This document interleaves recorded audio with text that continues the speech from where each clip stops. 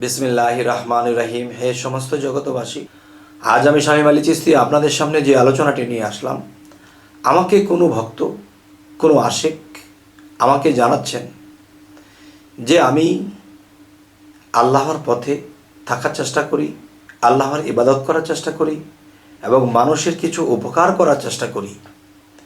কিন্তু দেখেন যে কোরআনের কিছু আয়াত লিখে সাথে ধারণ করে রাখলে অনেক সময় মানুষের উপকার হয়। বা একটা গর্ভবতী তার সন্তান ভূমিষ্ঠ হচ্ছে না, কোরআনের একটা আয়াত আছে, সে আয়াতটি লিখে গর্ভবতীর সাথে রাখলে সাথে সাথে বাচ্চাটা ভূমিষ্ঠ হয়ে যাবে, মার কষ্ট কম হবে। তো মানুষের কিছু উপকার করার জন্যে কোনো একটা ভক্ত, কোনো একটা আশেক তিনি আমাকে বললেন যে আপনি এই বিষয়ে কিছু আলোচনা করবেন। আমি কোরআন পড়ি, হাদিস পড়ি, বিভিন্ন কবিরাজি সাইট মানুষের উপকার করার জন্য করার চেষ্টা করি, কিন্তু আমি এত আমল করি, কিন্তু আমি মানুষকে কিছু দিলে এটা কাজ হয় না। বা আমি মানুষের একটা পানি ভরা দেবো, এটা কাজ হয় না। একটা তাবিজ দেবো, এটা কাজ হয় না। তো এটা হয় না কেন? আমি তো চেষ্টা করি মানুষের উপকার করার জন্য, এটা হয় না কেন? তো এই বিষয়ে আমাদেরকে বা আমাকে এই কথাটা জিজ্ঞাসা করলেন। তাই আমি চেষ্টা করব এই বিষয়ে কিছু ফয়সালা দিতে, যেন তিনি এই কথাগুলো শুনে উপকার পান। সাথে করে আপনাদের মধ্যে যদি কেউ ভাবেন যে এরকম আমাদেরও হয়, আমরা তো আমল করি কিন্তু আমাদের কার্য ফলছে না, তো আজকের এই কথাটা অবশ্যই আমি বলবো। এর প্রথম বিষয়টা হলো, দেখেন, যারা অতিরিক্ত মিথ্যা কথা বলে তাদের কোনো পানি পড়া, কোনো তাবিজ কবজ এগুলো কবুল হয় না। আল্লাহ এটা নেয় না। কেন নেয় না? কারণ কারো কথায়, কারো তাবিজ বা কারো পানি পড়া যদি কাজ হয়, তাহলে এখানে আল্লাহ সহায় হতে হবে। আল্লাহ যদি সহায় না হয়, তাহলে পানি পড়ায় কাজ হবে না। তাহলে আমি বলবো যে মিথ্যা পরিহার করতে হবে, সত্য বজিয়ে রাখতে হবে, এরকম একটা ভাবে থাকতে হবে, নিজেকে পবিত্র রাখতে হবে এবং আমল করতে হবে। আচ্ছা, এই হলো একটা সাবজেক্ট।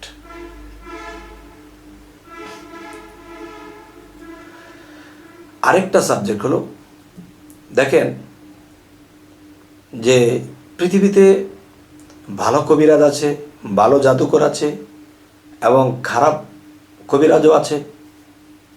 তাহলে কেউ ব্যবসা করে খায়, আবার কেউ মানুষের উপকার করে যায়। আচ্ছা, তাহলে দেখবেন একজন পীর সাহেব, কামেল পীর সাহেব যখন মৃত্যুবরণ করবে, এর আগে দিয়ে কোনো ভক্তকে তার খেলাফতটা দিয়ে যায়, যেন তার এই জিনিসটা ধরে রাখতে পারে। আচ্ছা, আবার সে যখন চলে যাবে তখন অন্য কাউকে খেলাফত দিয়ে সে চলে যাবে। আচ্ছা, তাহলে কেউ যদি কবিরাজি করতে চায় যে আমি ব্যবসার জন্য না, আমি টাকা কামানোর জন্য না, আমি মানুষের উপকার করব, যদি কোনো মানুষের বিপদ আপদ থাকে, অসুখ বিসুখ সমস্যা থাকে, তাহলে আমি তাদেরকে কবিরাজি তাবিজ কবজ বা একটা কিছু দিব, পানি পড়া দেব, এতে আল্লাহর রহমত ভালো হবে, আমি টাকার বিনিময়ে করব না, মানুষের উপকারের স্বার্থে করব। আচ্ছা, যদি আপনি উপকারের স্বার্থে করতে চান, তাহলে কি করতে হবে?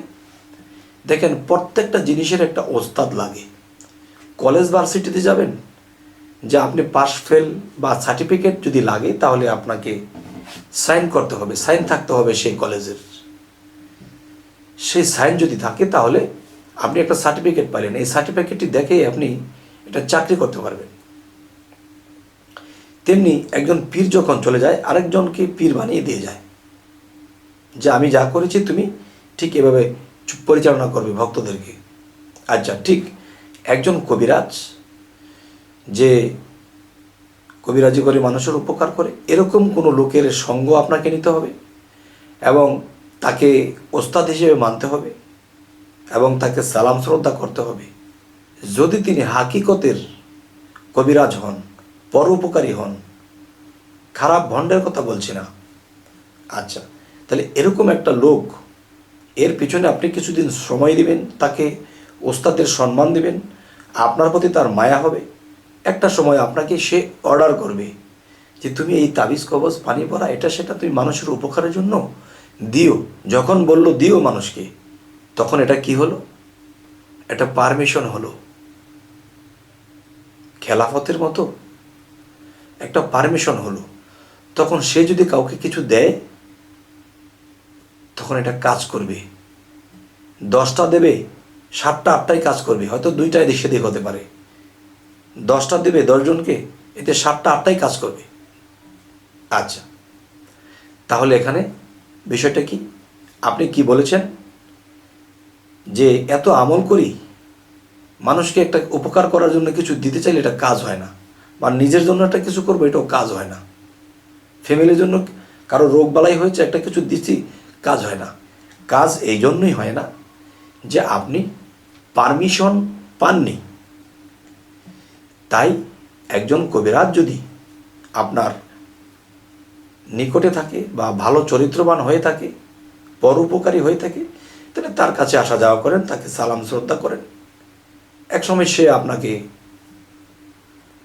এটা দান করে দেবে বা আপনাকে অর্ডার দিয়ে দেবে, ঠিক আছে বাবা তুমি এগুলো মানুষের উপকারের জন্য দিও। সেদিন থেকে আপনি 10জনকে দিলে 8জনেরটাই কাজ হয়ে যাবে। যাই হোক, আমার কাছে এই কথাটি যিনি জানতে চাইলেন, তিনি কি আমার কাছে সঠিক উত্তর পাইলেন? অবশ্যই জানাবেন। এবং আমি এই কথাগুলো বলবো যে আমাদের যে চ্যানেলটি অবশ্যই ঘুরে ঘুরে দেখবেন স্বপ্নের ব্যাখ্যা বা বিভিন্ন কিছু আলোচনা। যে আপনি কালকে একটা কাজে যাবেন, আপনি 50 লক্ষ টাকা একটা বিজনেস করবেন, এই 50 লাখ টাকা আপনি ইনভেস্ট করবেন, এখন লাভের আশায় দিয়েছেন, পরের দিন ফোন আসছে যে আপনি যে টাকাগুলো দিয়েছিলেন একজন এটা মেরে চলে গেছে, তখন টাস করে আপনি পড়ে যাবেন, এমনকি মরেও যাবেন।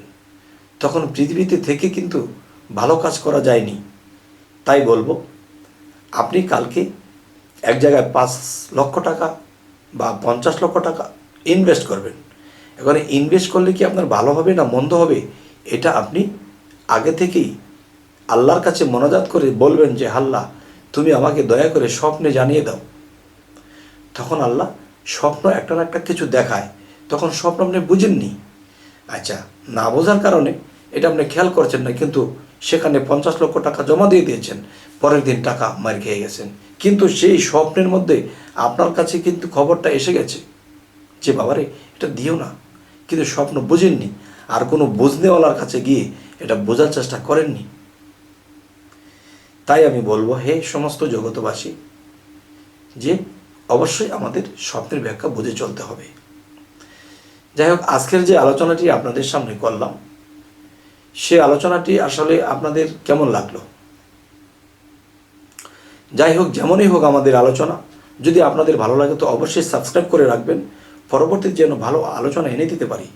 তো সকলেই ভালো থাকবেন। আল্লাহ হাফিজ।